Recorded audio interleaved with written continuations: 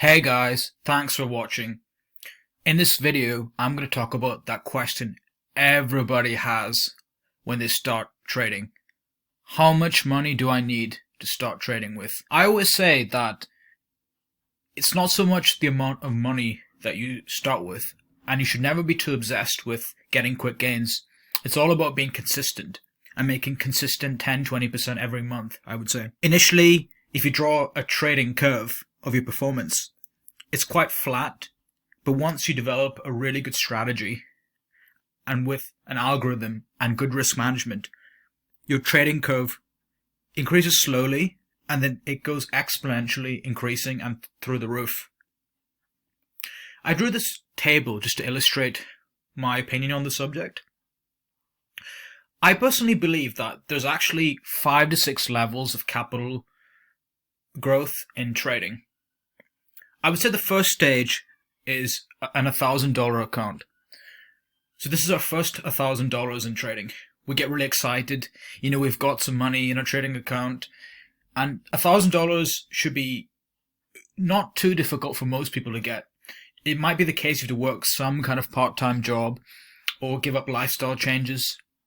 For example, excess smoking, excess alcohol, or excess takeaways, and really being perhaps a bit more frugal in aspects of your life. Getting to the next stage, 10K, is a multiple of 10 from the $1,000 stage, and that is a bit harder. But again, when you save a bit more, you give up bad habits over a couple of years, then it does become achievable.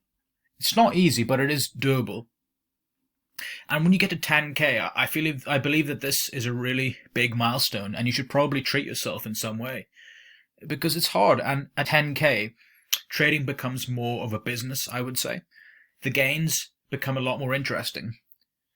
For example, if you risk 1% of your account and make 3% on a trade on $1,000, that would be $30. But if you did the same thing on a 10K account, if you risked 1% and made 3% on a trade, then that would be $300. So it becomes a bit more interesting.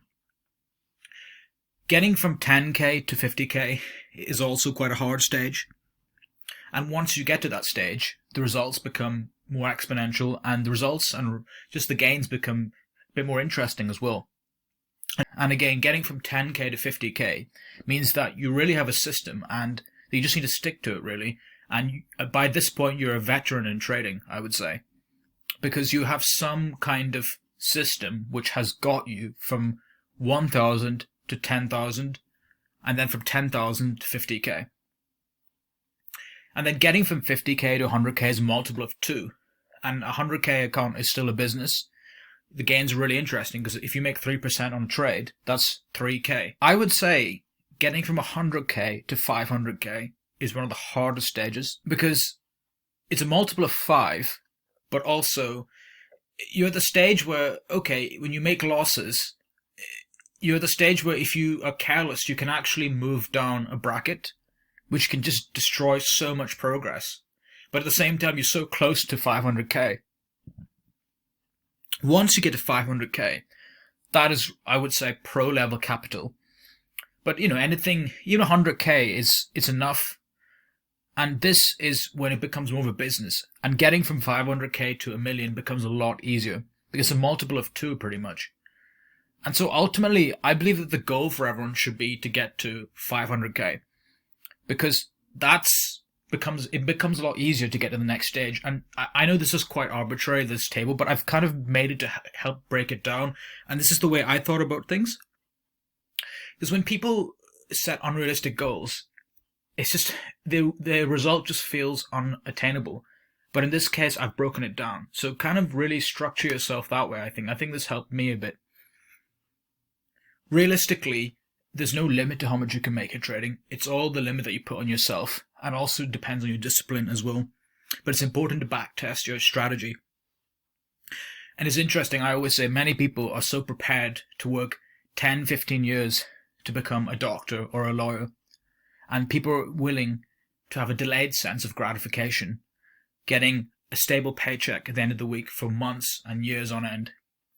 But with trading, we see numbers on a screen. And so as humans, because of our greed, we know what's possible in trading, and so we want quick results, and so that sense of delayed gratification just goes outside the window. Another thing is that it's absolutely okay to withdraw money from your account once in a while to pay off expenses.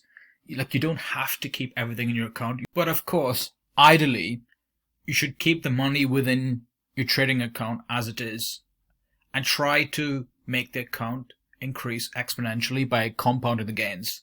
Try to minimize the amount you take out of your trading account. You should ideally see your trading account different from your real life account, which is your bank account. Another thing I also want to address is that people are a bit unsure about whether to start with a demo account or not. Some people are saying, oh, you should be on a demo account for 2 years. Other people don't have a demo account at all, and they just go straight into it, straight into the trenches.